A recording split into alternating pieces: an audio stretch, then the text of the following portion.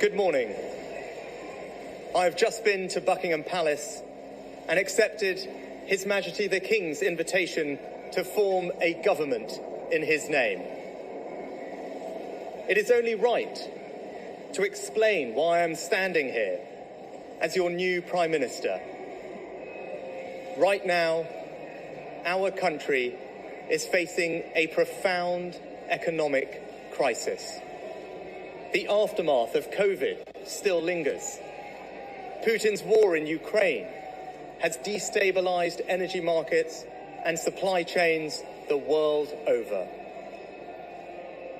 I want to pay tribute to my predecessor, Liz Truss. She was not wrong to want to improve growth in this country. It is a noble aim. And I admired her restlessness to create change.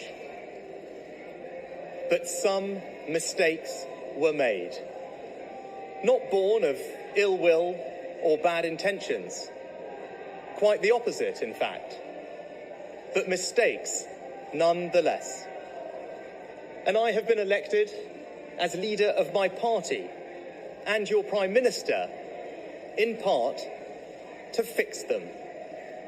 And that work begins immediately. I will place economic stability and confidence at the heart of this government's agenda. This will mean difficult decisions to come. But you saw me during COVID doing everything I could to protect people and businesses with schemes like furlough. There are always limits, more so now than ever. But I promise you this, I will bring that same compassion to the challenges we face today. The government I lead will not leave the next generation, your children and grandchildren, with a debt to settle that we were too weak to pay ourselves. I will unite our country, not with words, but with action. I will work day in and day out to deliver for you. This government will have integrity, professionalism, and accountability at every level. Trust is earned, and I will earn yours.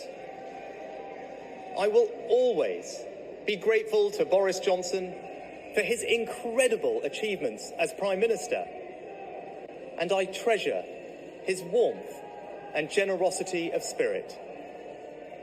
And I know he would agree that the mandate my party earned in 2019 is not the sole property of any one individual.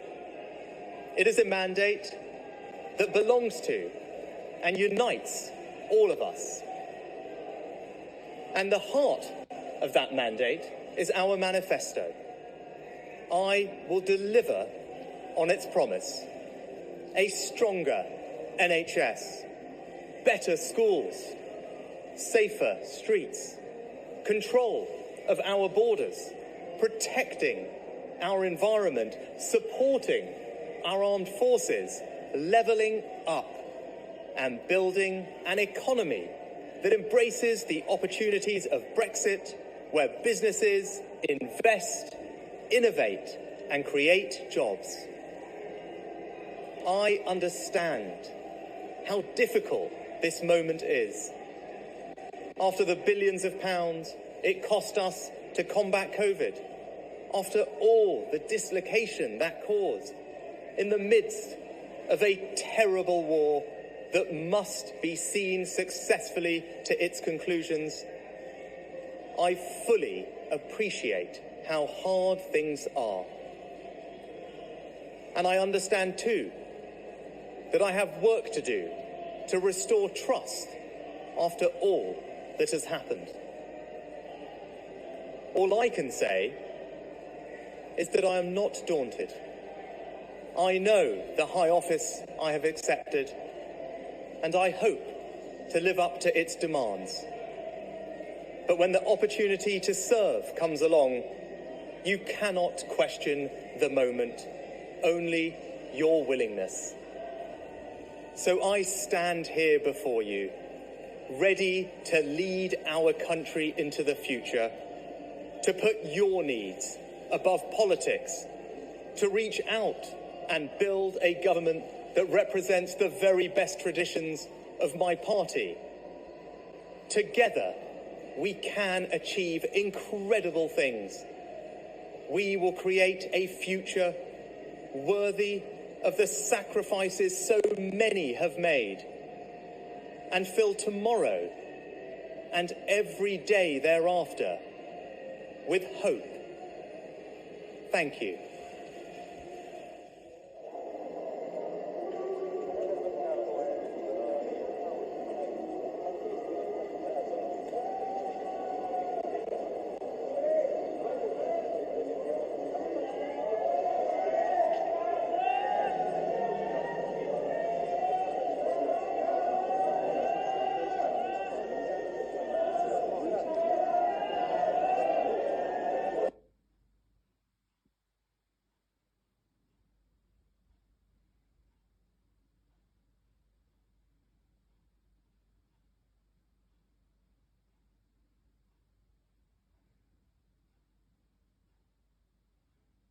It has been a huge honour to be Prime Minister of this great country, in particular to lead the nation in mourning the death of Her late Majesty the Queen after 70 years of service, and welcoming the accession of His Majesty King Charles III. In just a short period, this government has acted urgently and decisively on the side of hard-working families and businesses. We reversed the national insurance increase. We helped millions of households with their energy bills and helped thousands of businesses avoid bankruptcy. We are taking back our energy independence, so we are never again beholden to global market fluctuations or malign foreign powers. From my time as Prime Minister, I am more convinced than ever that we need to be bold and confront the challenges that we face. As the Roman philosopher Seneca wrote, it's not because things are difficult that we do not dare. It's because we do not dare that they are difficult. We simply cannot afford to be a low-growth country where the government takes up an increasing share of our national wealth and where there are huge divides between different parts of our country. We need to take advantage of our Brexit freedoms to do things differently. This means delivering more freedom for our own citizens and restoring power to democratic institutions.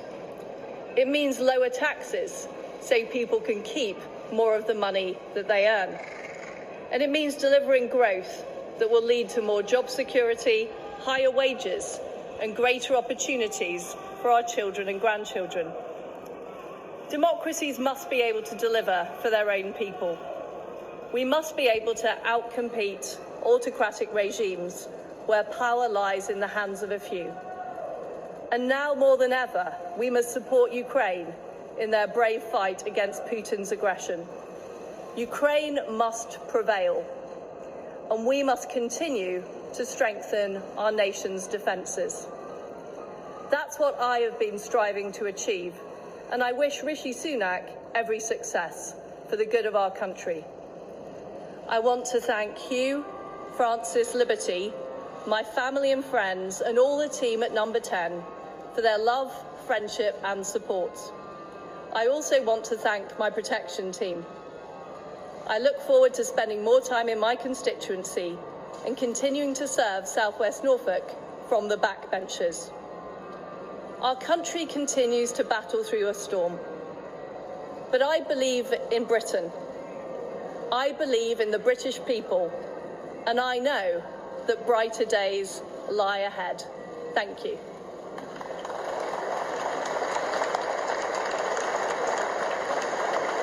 Prime Minister Liz Truss, in her final statement in office as First Lord of the Treasury. leaving with a husband, Hugh, and 2 daughters.